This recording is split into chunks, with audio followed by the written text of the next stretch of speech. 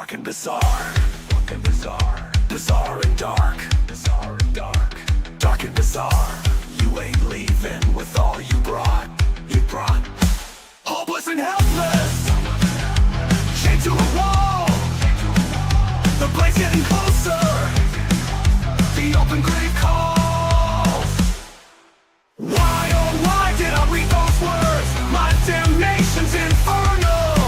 I thought Joe couldn't steal my soul, but horror springs eternal.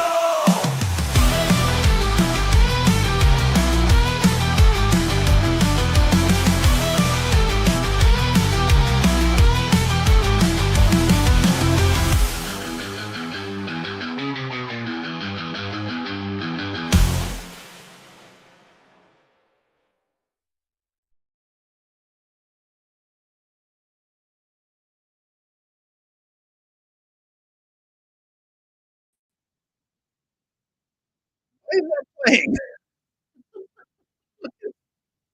Why is that playing? Is everyone hearing that? Okay, great. All right. Thank you. Theme song for joetownsend.com. Hey, visit joetownsend.com. That's the bottom line here. Make sure you do that. We are ready to. What am I hearing now? Oh, I just realized.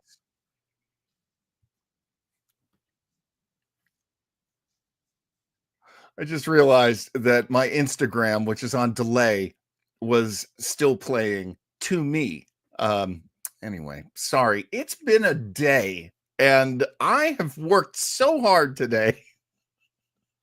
Yeah, that's me crying and complaining. But thank goodness we get to do one of my favorite parts of any Tuesday. Let's get the show started.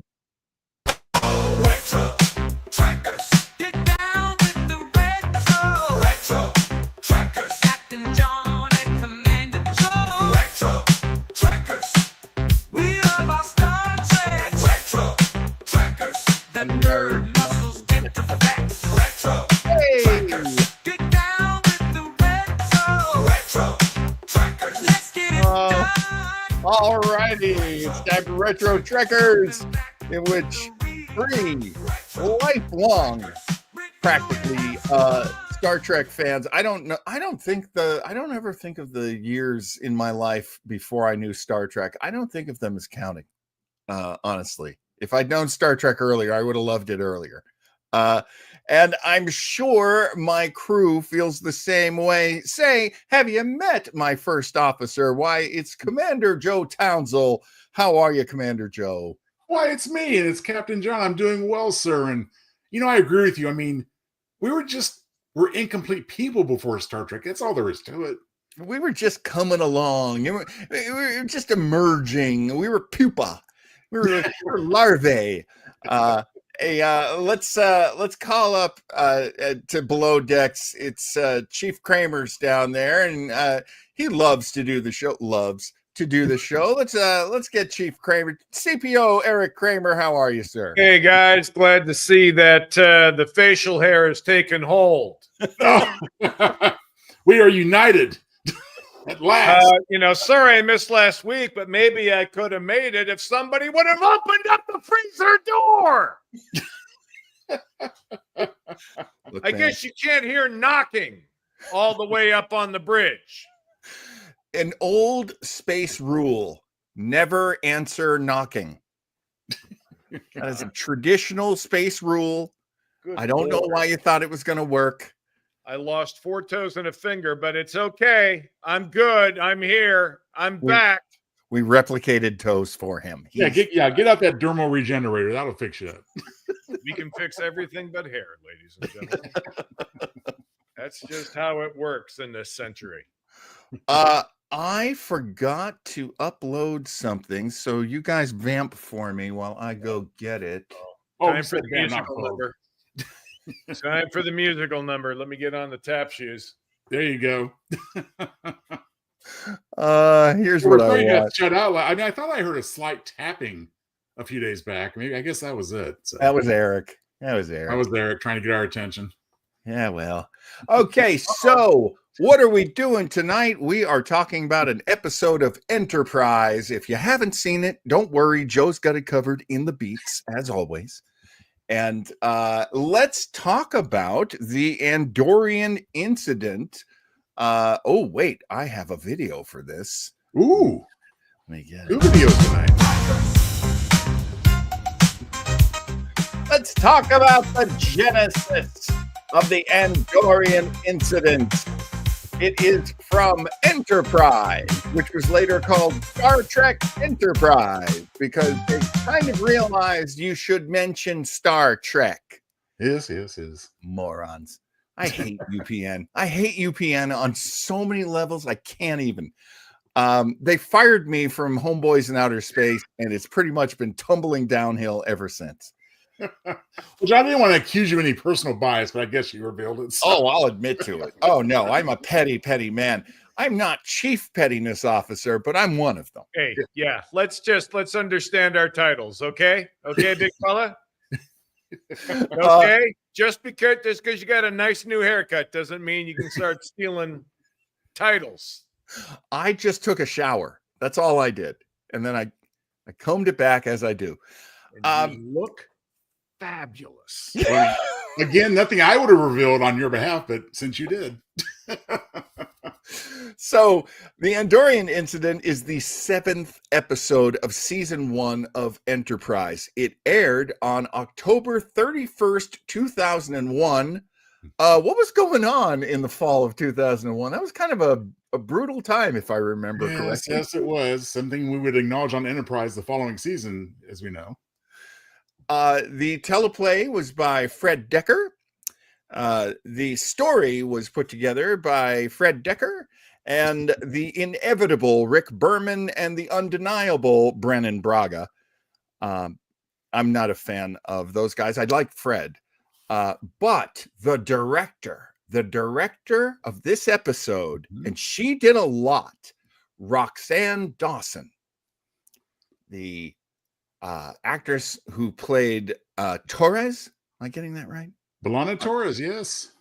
On Voyager. And she's a terrific director, or not. We'll find out what everybody thinks tonight. And this episode was the first time the Andorians were brought back in a sort of central speaking role kind of a way since Star Trek, the animated series, and TOS, the original series. Andorians really had been, I would say, underserved. And they are reintroduced in a very big way in this particular episode. Who's ready for the beats? Why not?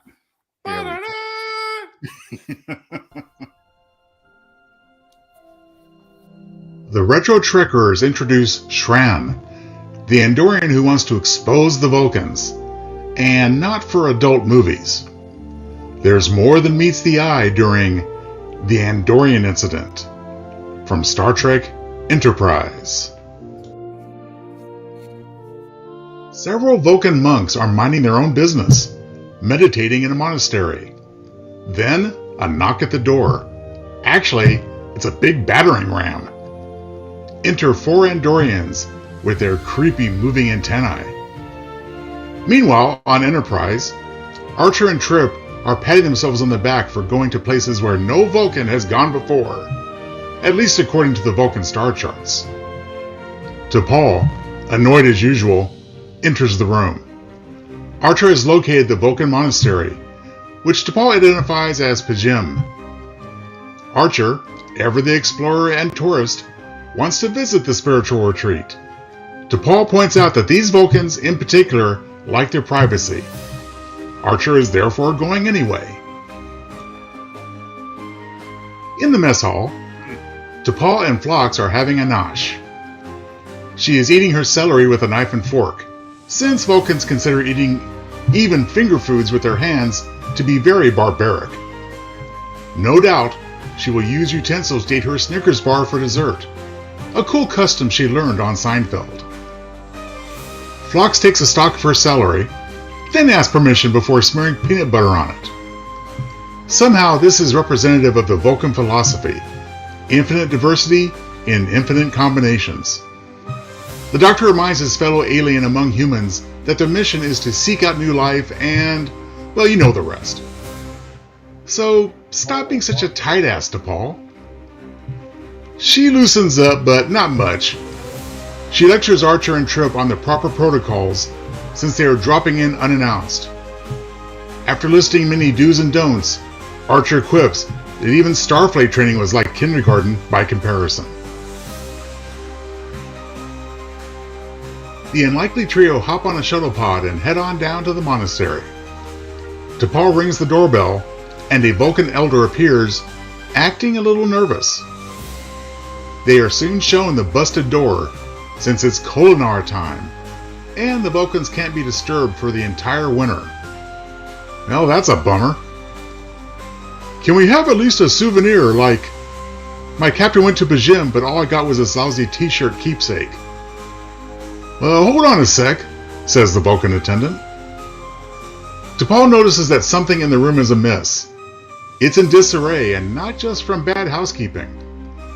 The Vulcan attendant comes back with a sacred artifact and offers a prayer, both of which Archer and Tucker make light of.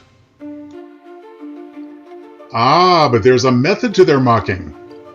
They find an Andorian hiding. They overpower him, but his buddies appear and apprehend the trio. They are brought into a room where all the monks are being held as well. The intruders are Shran, our favorite Andorian, and his cohorts, Tholos, Kaval, and Thon. They are from the Andorian Imperial Guard, whatever that is. You know, that Shran looks very familiar. He kind of resembles a Vorta and a Ferengi that used to appear on Deep Space Nine. Well, anyway, Archer explains that he and his fellow Pinkskins are from Earth, wherever that is. When Archer defends having a Vulcan for a science officer, Shran shoves his phaser rifle butt into his gut. While clutching his stomach, lying on the floor, Archer makes eye contact with a weird face carved in the stone, with both eyes and the mouth hollowed out. Pay attention, Trekkers. That will be important later. I've never trusted Vulcans, and I never will. One of the Andorians directs a sexual innuendo at T'Pol, and they all leave. T'Pol and the oldest monk explain that Andorians are known for being suspicious and volatile. Like most nerds, the Vulcans claim that their Andorian bullies are jealous of their smarts. The Vulcan elder also explains that the Andorians are suspicious of Bajim because they believe it hides a long-range sensor array. And we would be getting away with it too if it wasn't for your meddling humans. We return to Enterprise to give Malcolm, Hoshi, and Travis a little screen time. Malcolm notices an alien ship and is worried that Archer hasn't contacted him. Hoshi tells Malcolm to not be such a worrywart. The trio below is probably observing a meditation ritual or something. Cut to Shran slapping Archer around. Some meditation ritual. He demands to know where the sensor array is. Archer feigns ignorance and is slapped around some more. Archer's communicator chirps. Shran picks it up and chats with Malcolm. Actually, he threatens to kill the hostages if they try anything from the Enterprise. The Vulcan elder asks T'Pol about living with humans on the ship. You poor thing. How do you tolerate the stench? Well, you get used to it. And they gave me nose plugs. Oh, but that dog of the captain's, talk about stinky. Just then, Archer is returned to confinement. He asks the Vulcans for suggestions and says that he's all ears. Yuck, yuck, yuck. The Vulcans admit that there is a transmitter in the catacombs below, containing the honored dead and ancient Vulcan relics. Hey, it's Star Trek Cave Set number 8. The Vulcan initiate leads Trip down to the catacombs, where he finds dead bodies and cobwebs. Suddenly there are snakes and rats, and Trip is terrified. Oh, wait. Sorry, that's Indiana Jones. Trip spots a mysterious door covered in cobwebs. Oh, that's just a storage room, claims the Vulcan. Well, that sounds a little sus, doesn't it? As expected, the transceiver is broken, but Trip believes he can fix it. Two of the Andorians check in on the prisoners, find nothing amiss, and leave. Now that night has fallen, it's getting pretty chilly in the open-air room. Time to distribute the blankies. Archer and T'Pol discuss how to outsmart the Andorians, but T'Pol's being a wet blanket. Speaking of which, Archer offers to share his. T'Pol says smugly, while shivering, I'd rather freeze my tush off than press up against your malodorous, human, stinky, sweaty body. Oh yeah. The two argue about Vulcan ethics while snuggling. Then, typical Vulcan woman T'Pol turns away from Archer, stealing the blanket entirely. Well, hey, Captain, if you're through with your spout with T'Pol, I got the transceiver fixed. Trip contacts Malcolm and explains the situation. Malcolm is ordered to sit tight and relax that itchy trigger finger. The next morning, the prisoners use some poker chips to put together a makeshift map of the catacombs. Trip describes the mysterious stairwell door and three lights forming a triangle. Then, cool fade into that weird stone face Archer saw earlier. Aha! Shran is admonishing his subordinates, who are complaining about the futile search for the Vulcan surveillance station. Archer calls to Shran. He's ready to spill the beans. Oh, but of course it's a ruse. Archer rambles about stinky Vulcan robes, and then gets punched and kicked in the gut again for his trouble. Well, it's time to fess up, Pinkskin. Archer retrieves a little statuette from his sleeve and tosses it through a hole in the atrium wall. Trip finds it in the catacombs on the other side, near the stairwell door. Time to kick some Andorian butt. Malcolm leads a landing party, armed with phase pistols. They step onto their transporter pad, which is largely untested with human subjects. The three men materialize planetside, combined into one horrible, monstrous fly creature. Just kidding. The Andorians detect the Enterprise transporter surge, but can't identify it since they have no molecular scrambler of their own. The landing party leaps into the catacombs just as Shran and crew burst into the room. Tholos is asked to keep an eye on the prisoners, which he does with particular intensity with T'Pol. Pretty creepy. The Andorians detect the landing party's life signs and are befuddled. On the other side of the wall, behind that goofy carved stone face, Malcolm and his party place charges around the atrium walls. Tholos continues hitting at T'Pol, recapping the Kirk and Spock duel to the death in Amok time, trying to turn her on, I guess. Malcolm sets off the charges.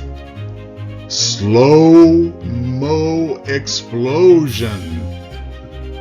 Shran is knocked on his butt. Face pistol fight. Shran and Cabal escape down the stairway.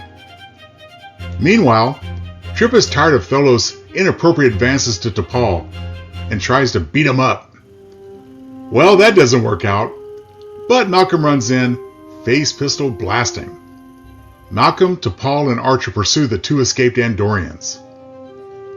The Vulcan Elder chastises Archer for turning their holy place into a war zone. Both Archer and the Vulcan Initiate ignore the Elder, as the younger Vulcan vows to protect what is theirs. The Vulcan Elder has a guilty look on his face as the group runs into the catacombs. The Initiate tries to stop Archer and T'Pol from entering, claiming that their relics must not be disturbed. Well, Archer ain't buying it, and he goes in anyway. The Andorian fugitives are poking around below. Another face pistol fight. A bunch of useless garage shell junk being passed off as Vulcan relics, is shattered. The initiate, who fumbles with a phase rifle, begins shooting up the relics himself. What a dork! His poor marksmanship reveals yet another door. Time for the big reveal. Will it be door number 1, door number 2, or door number 3? Door number 3, please. On the other side is a giant Vulcan surveillance station, fully manned, spying on the Andorians. Turns out those sneaky Vulcans were hiding something after all. The Vulcans violated their treaty with the Andorians. The dorky initiate tries to stop Archer and T'Pol from taking pictures, but the captain punches the Vulcan to shut him up. Boy, did that feel good. Archer orders T'Pol to give her evidence to Shran. Proving her own loyalty and ethics, T'Pol then orders Enterprise to let the Andorians leave in peace. Shran thanks Archer, setting the stage for future encounters with the crafty Andorian. The wimpy Vulcan initiate is nursing his jaw. Archer thanks him for the tour of the monastery.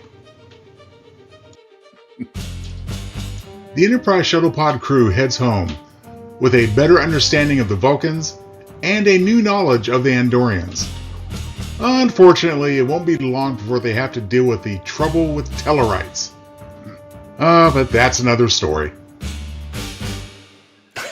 Now, may I say before we go to the next segment that this particular beats represents a huge achievement for me. I've been waiting weeks to get babes and fart jokes in the same video.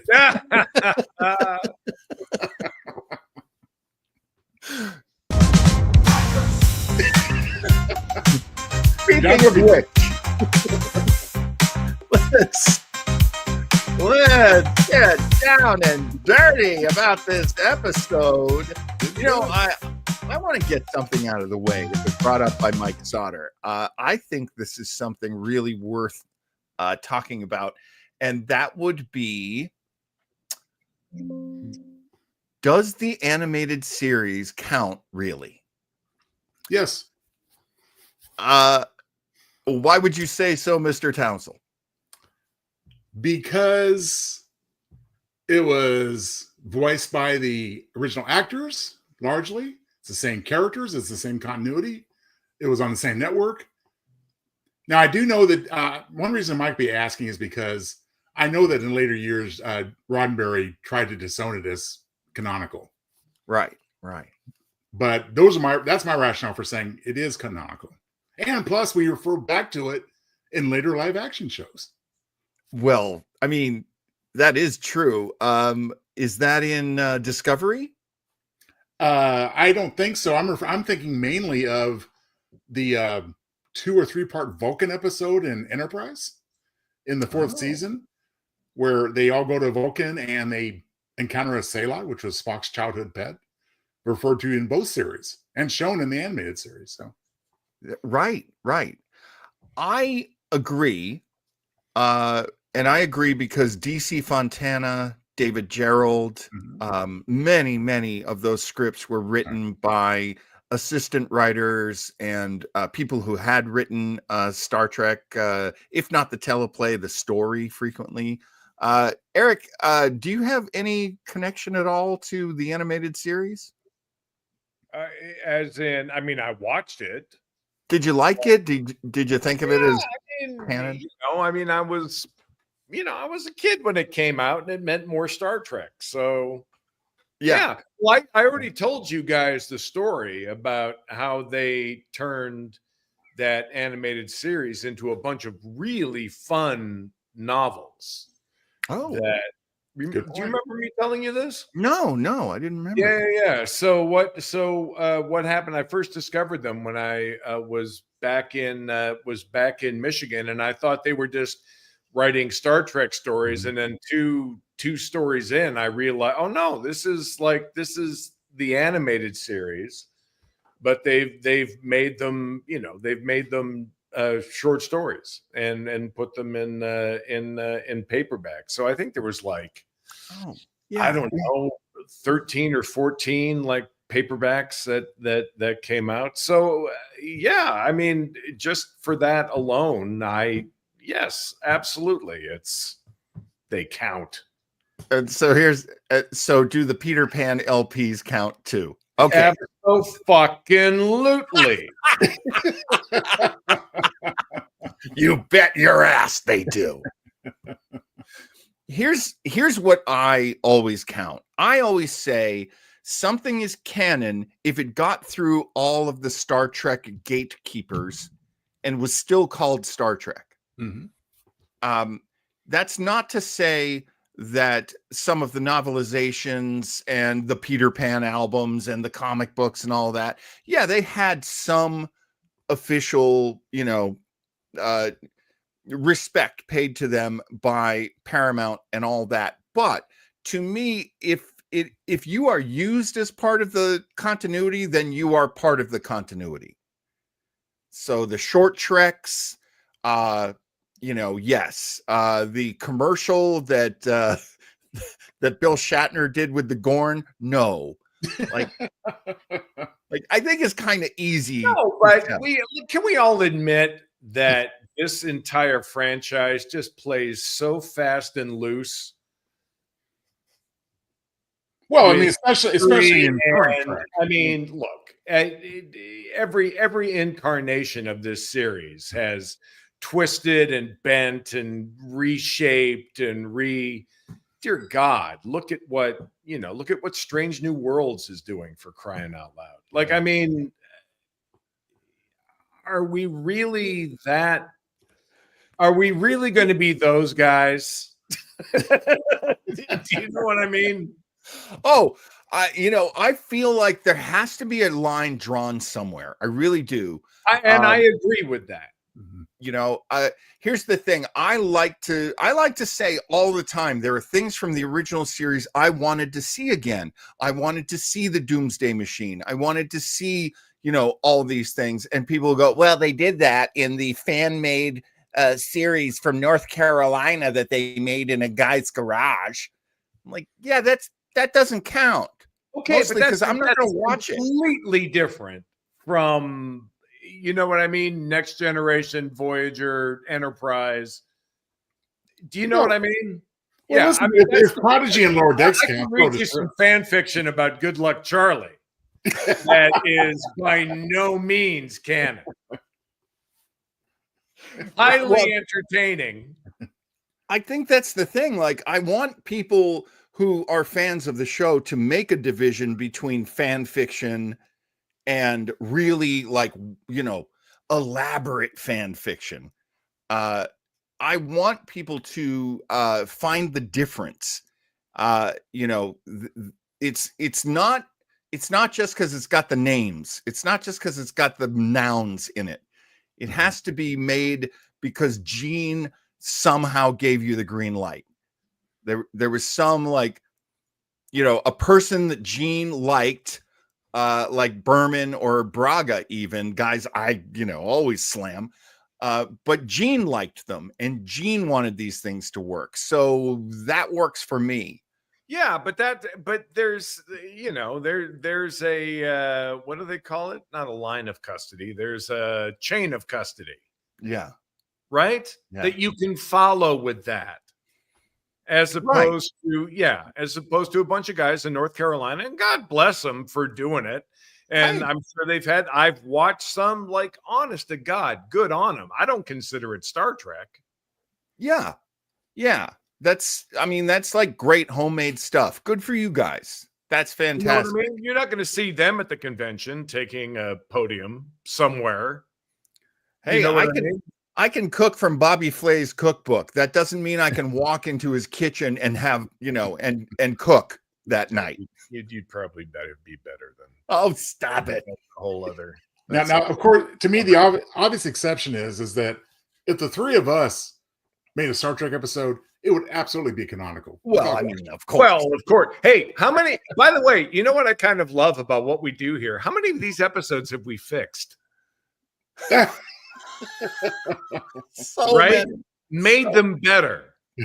So many. I can't even. We have completed the circle on so many of these. We have dotted the I's and crossed the T's. Like, honest to God, we totally fit. Like, did that the last Deep Space Nine that we did? We absolutely fixed that show. Like, made it such a better episode. I wanted to ask some questions about this show. Eric, what did you think of the direction on this one? There were a lot of stylistic choices made. This got closer to my biggest problem aesthetically with this show is that it just never seems committed. Do you know what I mean? Like, I feel like the whole Enterprise should look a little more rugged, look a little more, look a little more Apollo-ish. Interesting. You know what I mean? Yeah. Like, they get there a little bit on some of the stuff, but aesthetically, the ship, the whatever, it seems to me the whole thing could feel like, holy fuck, this is the first time we're doing this. Right. You know what I mean? By the way, if you're building a communicator that some Andorian can crush with his hand, maybe you need to go back. Maybe you need to go back to the drawing table and fix that. That bothered me so much. Every communicator he smashed, it looked like Legos. It did, right? It looked like flying. balsa wood. Like so. It just aesthetically, the show to me has always felt lacking. But that's not to say it makes it bad. I just think, like, wow, like, you could have. It's what we always talk about. What you could have done compared to what you did. Yeah. And like, they sort of, like, the uniforms, I kind of dig a little bit, they really feel, again, they feel like kind of Apollo-ish, you know what I mean? But the whole ship should feel, first of all, it should feel really fucking small. Right. It should feel small and tight, and like, it just doesn't. Like, it feels huge, that fucking ship. I mean, not next generation huge, but bigger than it should be. Bigger than it should be, right? Because they're just figuring this shit out. Yeah. Now look, having said that, I thought the Vulcan monastery looked fantastic. Like, I love the artwork on the outside. I even love the walk up to the front door. I love the walk, like, the rooms. Yeah. The lighting was great. Really, I doubt there are fucking spiders on every planet out there. Like, really, cobwebs? Like, come on. I have a fan theory, and that is that they visited Earth so many times they accidentally brought back spiders. Okay. Sure. But you know what I mean? It just it takes you out of it. It's like, come on. There's better ways to do that. What were we talking about? Direction? Right? Because I thought the director I thought the direction on this show actually was solid. Like,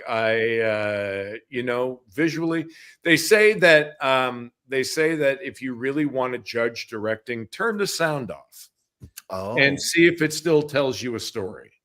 Yeah. And this one absolutely did.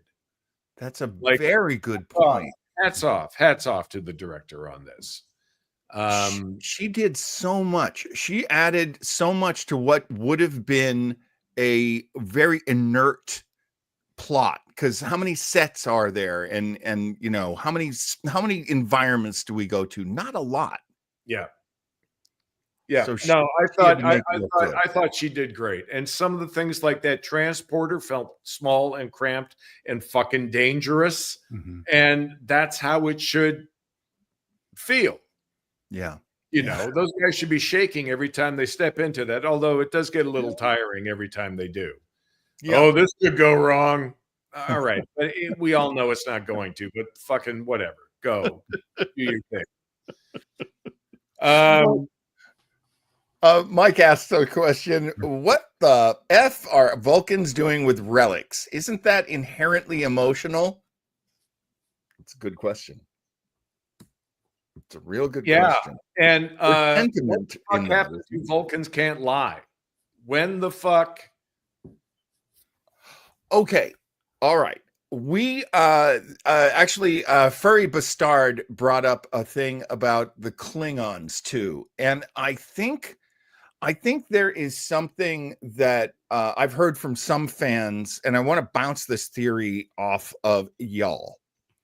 And that is when we hear things like Klingons always believe in honor, and Klingons are, Bushido. They follow like a very strict code of honor. Well, we see a lot of times where that doesn't happen. We see guys who are corrupt and lazy and dumb and Vulcans. Like my theory on that, I was thinking about this last night. Shoot it down if you can.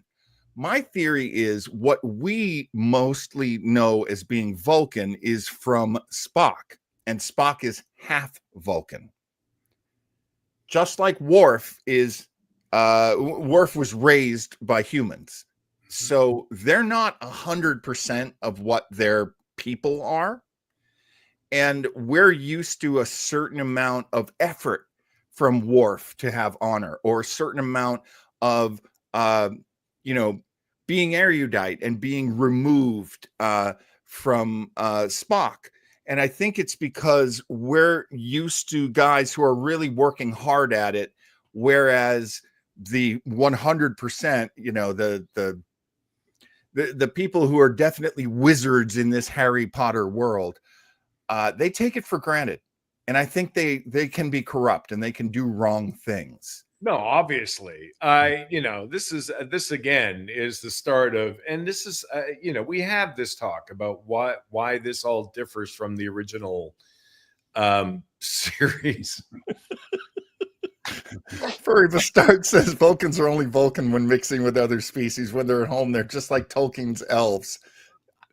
Okay, you know what? Yeah, I mean, what the fuck? They're obviously devious. Jesus Christ! You go back to a mock time, it's like, oh fuck, yeah, I wanted him, and somehow they make it sound like logic.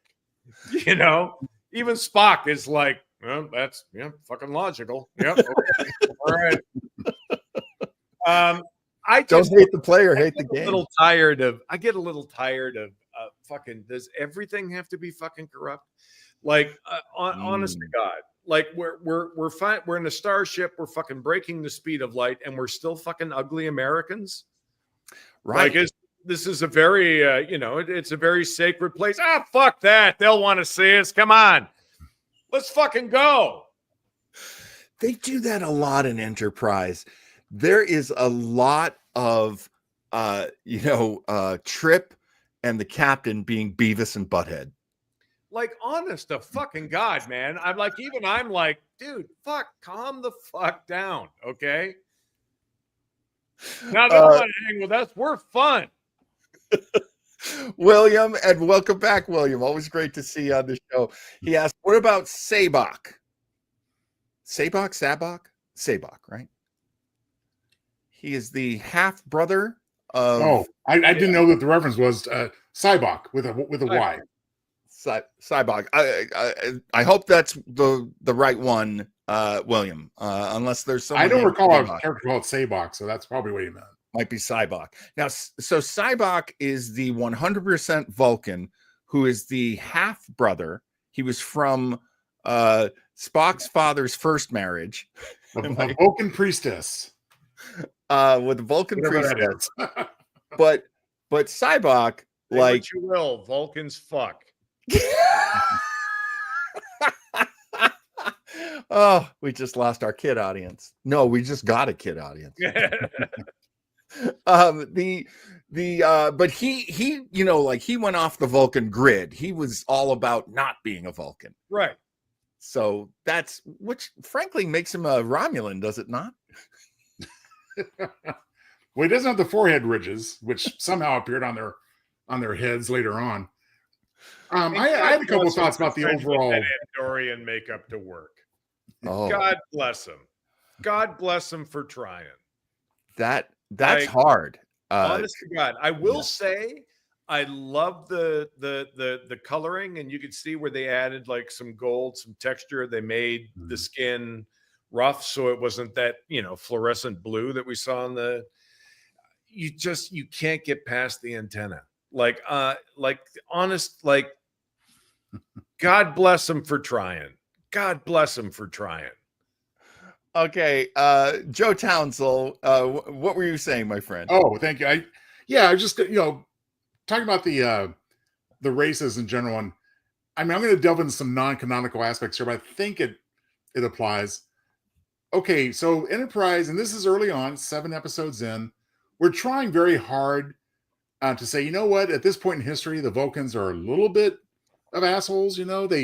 They look down on us. It's only been about 100 years since we first met them, the humans, and okay, and there was an arc over the course of the 4 seasons where that was lessened. And respect was earned on both sides. I find it interesting, and Eric touched on this with with Spock, half human, trying so desperately to the point of actually trying to achieve Kolinar, trying to shed that or totally repress those human emotions. Right. Now, the non-canonical aspect of that, had there been a Star Trek Phase 2 series, the character of Zahn, who was meant to replace Spock largely, would have been full Vulcan, and he was going to be like the Data character in the sense that he's trying to embrace humanity to better understand them, which would be appropriate for that time frame in history, the 23rd century. Klingons, yeah, I mean they're all over the place. So, it's refreshing in a sense to get some chinks in that armor of the total Vulcan logic and righteousness. Right. Maybe a little heavy-handed though at the beginnings of Enterprise. This is one of the things I actually like about Strange New Worlds is they make it very clear who Spock is and what his challenges are. And I dig that. By the way, the 3rd season of Strange New Worlds is coming up. We will be ending this season of Retro Trekkers, and the 3 of us will be doing a Strange New Worlds recap and review show, and it will be called Strange Old Trekkers. Which is a totally ironic title on both adjectives. This is a great exchange. Furry Bastard says, what about a show about mobsters from Sigma Iosha 4 from a piece of the action? And Chris, being a senior here at the high school, is like, we did that already. We did do that a few weeks ago. And we talked about how when Trouble with Tribbles was done in Deep Space Nine, originally the idea had been to go back to Sigma Iosha 4, and they would encounter the 1966 Star Trek, right, because that is the level that Still a brilliant idea. I would have loved that so much. Well, that was the episode that Tarantino wanted to revisit, and it could have been, Yes. I mean, and getting back to what we were saying before about gatekeepers are not perfect. Gatekeepers kept me from having a big career in Hollywood.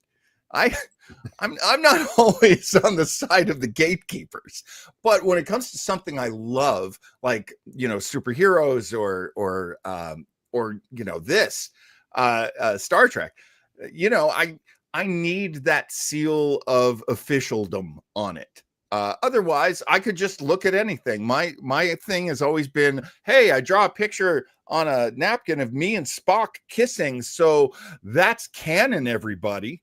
Me and Spock were boyfriends. Like, if you're going to accept everything else, then the picture of me kissing Spock, it's canon. You should cosplay Cyber 6, John. I I might. Actually, if I was ever going to cosplay, it would be Commodore Decker. Oh my God. Fantastic. Just kind of grow it out a little. Fantastic. I mean, that's just, oh, yes, you meant Cybok. I love Cybok. I would totally cosplay Cybok. Well, maybe season 3 of Stranger Worlds will pick it up again. They introduced him in the first season. That's right. Briefly. We were supposed to see some Cybok. Yeah. Anyway, I'm but you know, can I say something just briefly about continuity? I mean, yeah, I used to be one of those that says, oh, they're just really screwing around with the continuity. But I've come to realize that, you know, all kinds of things kind of necessitate a very, you know, a breach and a derivation from it. I mean, to me, one of the most unnecessary storylines in Enterprise was, oh, how did the Klingons lose their ridges and get them back? That was so stupid. I mean, it was a well done story, and then 10 years later, we're doing yet another version of the Klingons. So now the need to explain, or most recently in season 2 of Strange New Worlds, we had to bump up the era of continuity and seeing to like the mid 2000s because 1996 has passed. And you know what? Just if something has to change, it has to change. But you don't have to beat us over the head with it as far as why. The reason why is because as new stuff comes out, we have to keep it new. We can't be shackled, totally. You want to let air in and out of the franchise. I understand that. It is a living, breathing, evolving thing. And we're always looking for new fans. Mm-hmm. This is one of the things I understand. A lot of folks, I mean, we would never sit here and go, Discovery was the best thing ever. But I like acknowledging it. I like knowing it. I like having watched it. It was a science fiction show. Was it my Star Trek? No. But it's somebody's Star Trek. And Joe, you were bringing this up earlier with like Prodigy.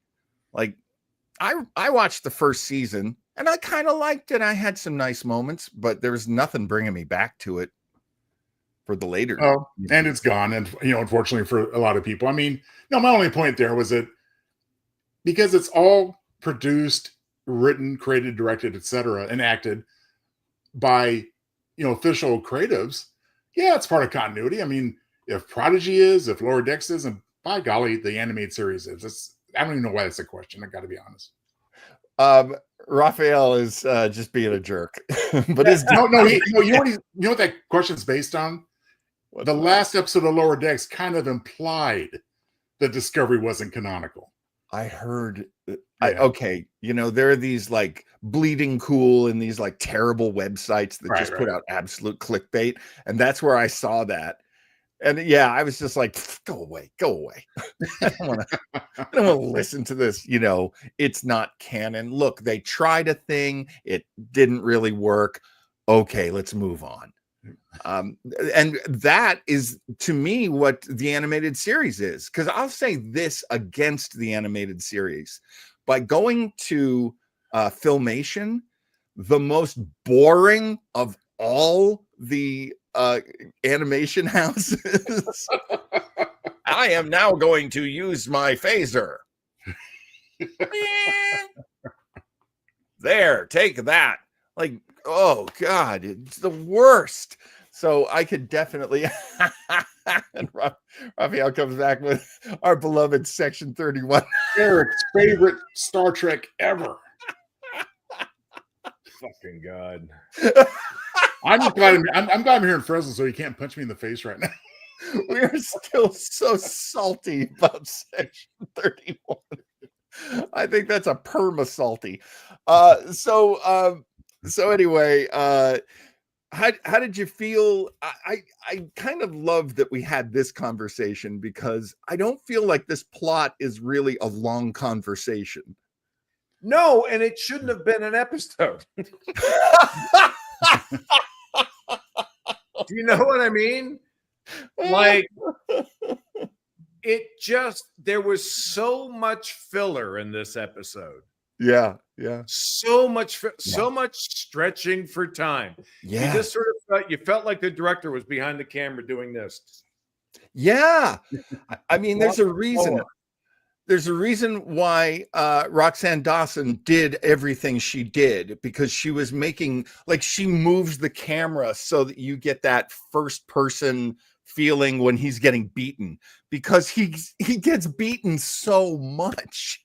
Yeah, it's just that it's a really good half-hour episode, but a full hour, no, absolutely not. And the ending is really kind of a fucking letdown. Like this isn't like a big, huge fucking deal. I mean, Well, Eric, I think the reason you might feel that way, and I'll just go ahead and reveal a tidbit right now. 8 episodes later, Shadows of Pajim, a follow-up to this episode. So it never makes for a great standalone episode to make something an introduction to a series of follow-ups, but that's Right. what this is, essentially.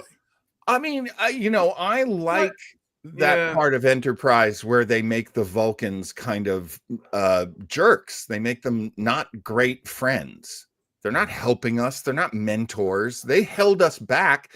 And the whole reason why, and I don't love the writing in this, but the whole reason why this episode happens is because the Vulcans keep editing the maps, and they keep taking locations off the maps. And the guys are like, you know what? We're going to go there anyway, because they are the space jerks. Because we're fun.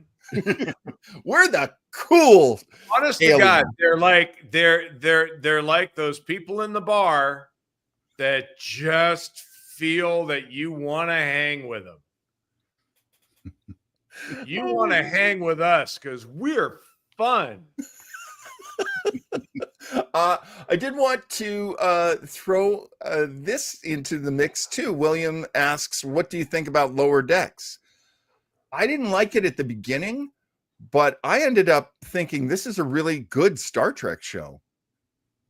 They do a lot of things in that series that in like the later seasons, like the first 5 or 6 episodes. No, but it feels a lot more like Star Trek the deeper you go in, and there's a lot of winking humor and I loved the crossover with Strange New Worlds. Anybody else like Lower Decks? I I'm honestly hated not that familiar episode. with Lower Decks. What's that, Eric? I'm not that familiar with Lower Decks, honestly. It's worth watching. Like starting season 2, you'll pick it up really fast. It's not very complicated, that's for sure. No, and to clarify, I'm giving the thumbs down to the episode Strange New Worlds, which you mentioned, called Those Old Scientists. Right. To me, it's just like, they're a cartoon. Leave them in cartoon land. We don't need them over here in live actionville. And I mean, Lower Deck was entertaining. I mean, but it was ultimately insignificant to me. But it was entertaining. What was that, Eric? Well, I mean, everything sounds like a great idea in the writer's room, right? Yeah. Well, and they went with then you got to shoot it.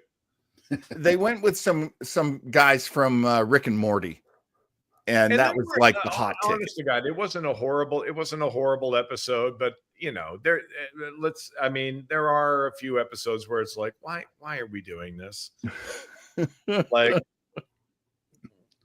Sauter says, I love how the Enterprise guys reveal the super secret spy station. Not a single Vulcan spy dude reacts to this. Yeah. Well, again, we do see that in the follow-up. That they start to build on that there. Oh, okay. But again, not excusing anything, because we should have had that in this episode. Oh, and I like this observation from Bastard. The Vulcans in Enterprise acted and reacted just like real world civilizations did with more primitive civilizations. I mean, they were basically colonizers. They didn't set up a big colony on Earth, but they did like come over and, say, hey, we're going to help you guys. Now that you have warp capability, we're going to help you become members of, the cosmos. And, again, I like going back to it with Enterprise, where they basically hold back the human race. They're always looking down their nose. What's Chris's crack mentors, they're tormentors. You know what? I think we're ready to go on to picking. Let's choose our MVPs. Who was the most valuable player for you in this episode? Could be somebody behind the camera, could be somebody in front of the camera.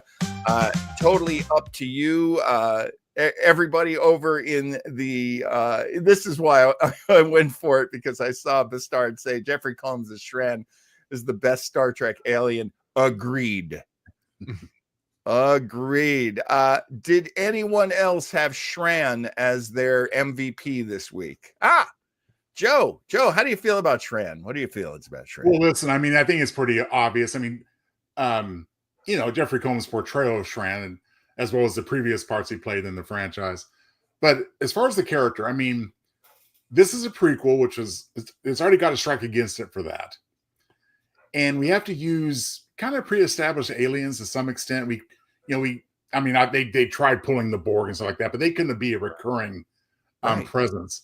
Yeah. So I thought that even here at the very beginning that Shran was depicted brilliantly as far as being an ongoing antagonist and who would eventually become more of an ally. Right. And again, I've mentioned this a couple of times. I mean, had Enterprise gone to a 5th season, he would have been a regular character. He would have been right there on the Enterprise every week. And which I think was a missed opportunity, unfortunately.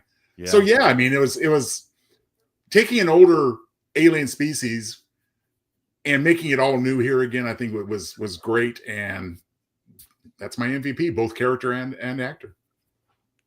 Mike Sauter says his MVP is the twitchy antennae. Agreed. I wonder if they were using the same technology they had used for the live action Tick with Patrick Warburton, because there were guys controlling his antennae. Tell me, Mr. Kramer, do you have an MVP? I mean, I'm gonna toss it to the. I mean, I completely agree with Joe, but just to be different and toss another name out of there, I'm gonna go behind the camera and give it to the director. Okay. Just again, really, just visually liked what they did. And I thought sort of kept everybody in check and kept the tension going, which is something in a no plot episode. And that's very hard. Those fucking explosions, phasers, shootouts, like when you're on a 7-day, 5-day shoot week. Yeah. That shit's really hard to do. And there are definitely some, not errors, but you can see where in the editing room they had to play a little fast and loose to make it work. Yeah. But for the most part, all that stuff flowed, all that stuff worked. The reveal, the reveal at the end, I thought was nice. It was like the size, what it was they were hiding. I thought that reveal played really well. Just a good solid job behind the camera. That is not an easy time to be a director on episode 7 of a brand new series, which has to be a success because it's so expensive. Right. And all Star Trek series at that point had gone 7 seasons. If you couldn't go 7 seasons, you fail. You're not a good series. And they definitely heard that a lot with Enterprise. Mm-hmm. Right. And there were a lot of moves that were made.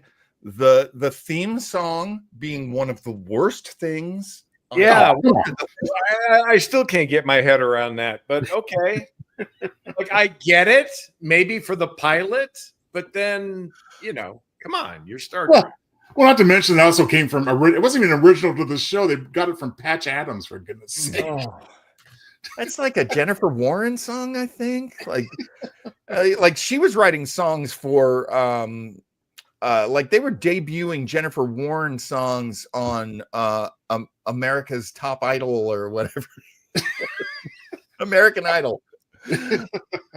Like, that's just such garbage. It's just such turn of the century crap. Anyway, it is sad to me that Enterprise had such a bad beginning, and they fixed it so much in their final season, but it was too late. Nobody wanted to pay for it anymore.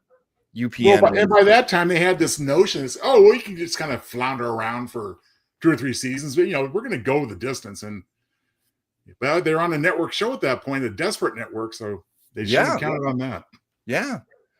Thank you, Mike. Mike, a genius when it comes to musical trivia. Diane Warren. Mirror Darkly, best Enterprise story arc. Absolutely. Final season. And told us a lot about the Terran Empire. Anyway, that's my favorite Enterprise episode. It really is so good. Kramer, have you ever seen it? Mirror Darkly? No, I have not. We're gonna have to do that one. You have mentioned it. You have mentioned it on many an occasion. Yeah.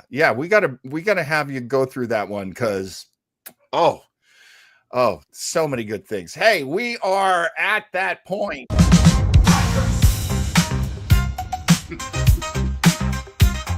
Let's have some Townsville's tidbits. Joe Townsville gets in his kitchen, and when he's done cutting the scraps off of the beets, he puts them on a cookie sheet and warms them up at 325 for 15 minutes, and we get some delicious Joe Townsville tidbits. What do you have for us this week, Mr. Townsville? Well, I have a few, but I'm going to, we're on OT. I just heard my clock chime in the other room, so we're going to do them in rapid succession. Of course, you guys pipe in if you got some of your own, but I want to read this one verbatim from IMDb because it is so important. Jeffrey Combs has the distinction of portraying 8 different characters in Star Trek. 8, not just 3. Of course, he played Brunt, Weyoun, Shran, Tyron, Kevin Mulcahy, Perk, Krim, and a holosuite guest. So he's been all over the franchise. So good for him. And he's brilliant. We love him. So that's really last kudos for him for this episode. This chronologically, of course, this portrays the first contact with humans and Andorians. As John mentioned in Genesis, it is the first significant appearance of the Andorians since way back in the animated series, specifically Yesteryear, where there was an Andorian who was in place of Mr. Spock who had winked himself out of existence for a time. So background characters to be sure, but not very prominent since then. So welcome return to the Andorians here. Something I picked up on my own, but it's here as well. Surak is mentioned for the first time in Enterprise, maybe the only time, as far as being, it wouldn't make sense because this is supposed to be a Vulcan monastery and retreat. So of course they would be idolizing Surak. Right. First episode that Reed is in command of the Enterprise when others are absent.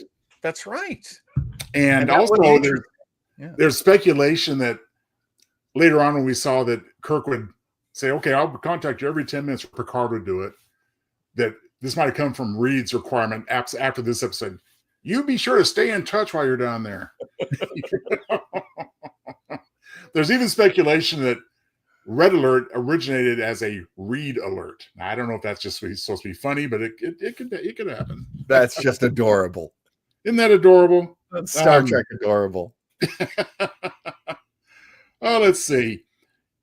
One more, I think. Yeah, this is obviously it's a clear violation of Vulcan ethics and their treaty to set the listening station in the first place. We just talked about In the Pale Moonlight a couple weeks ago from Deep Space Nine. Right. And this episode subsequently, but chronologically first, establishes that Vulcans and Andorians are neighbors in space. Hence the ability to spy on them, Right. Yeah. So a little bit of a nice continuity there. And you know what? I'm going to leave it at that. Beautifully done. All Thank right. Let's talk about next week. Next week we are going classic once again. This is an episode. Eric, this is your favorite episode. I can't wait for you to see. All right. Ah! Yeah, baby. I think into Eden, yeah, brother. I love how you got everything in there. Joe makes these graphics. You got everything but the Charles Napier / Eric Kramer crossover.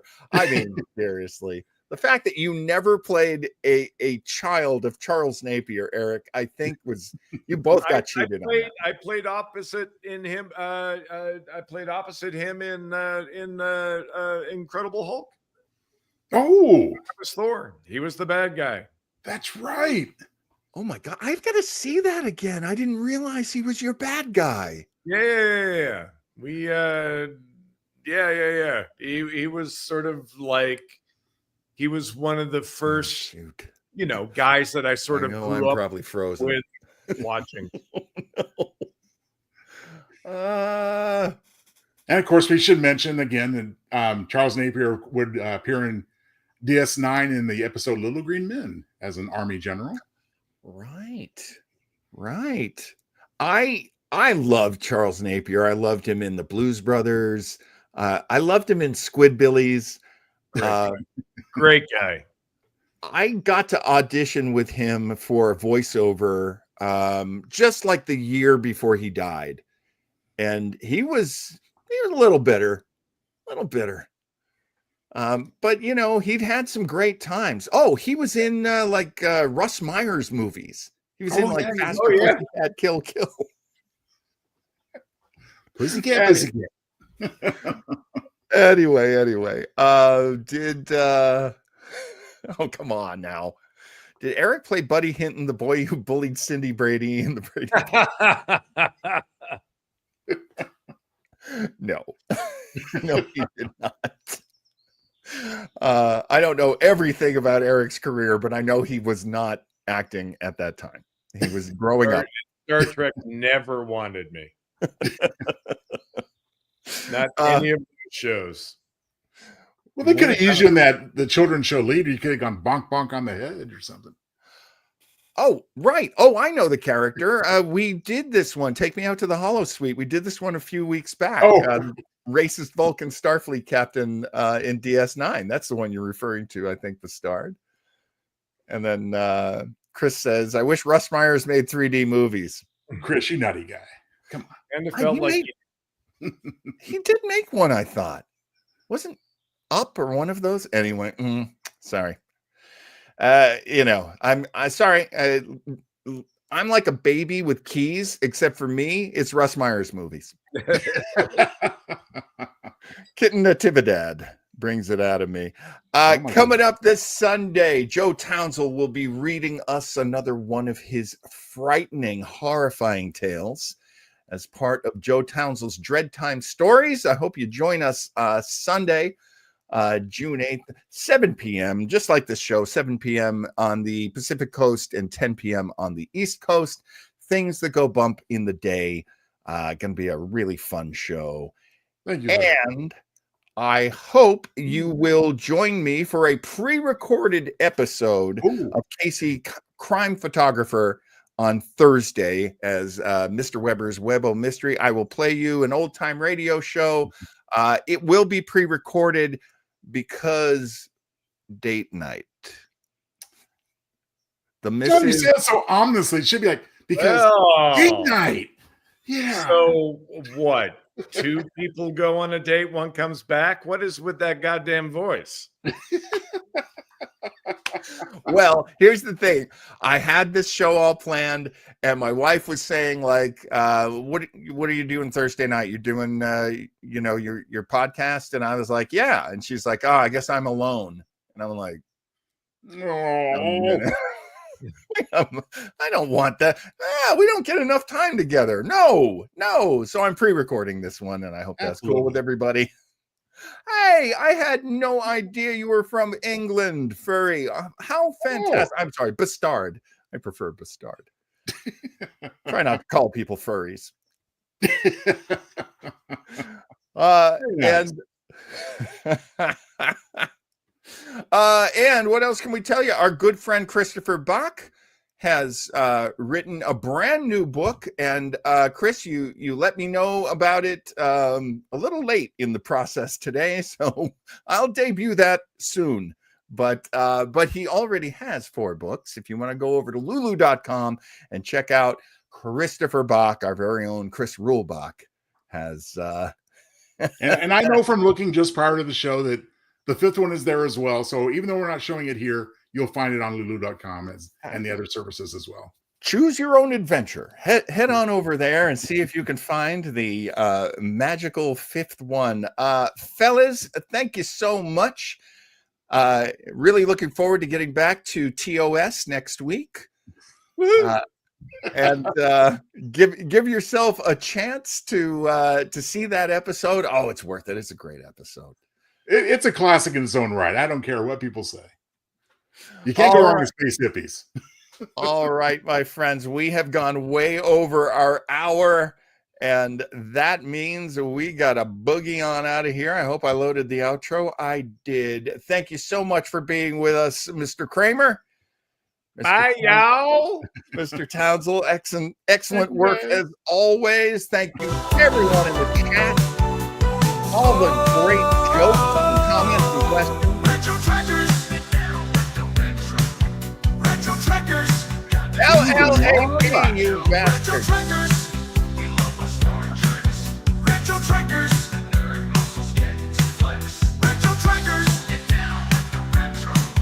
Retro trackers. Let's get done. Retro trackers. Coming back with the recap. Retro trackers. Reviewing has some fun. Recap. Review. Retro. Recap. Review. Trackers. Recap. Review. Retro. Recap. Review. Trackers.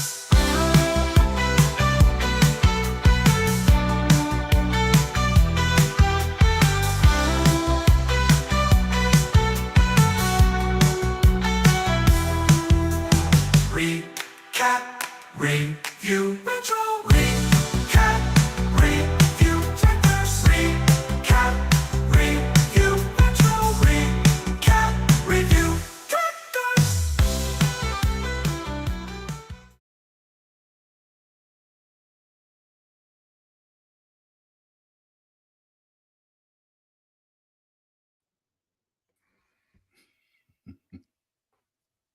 All right, guys. I'm gonna have to jump here. Oh, okay. I've Yeah, me too, actually. Yeah. got a night's worth of work ahead of me, but big time fun. Glad to be back. Lot of fun. John, since you guys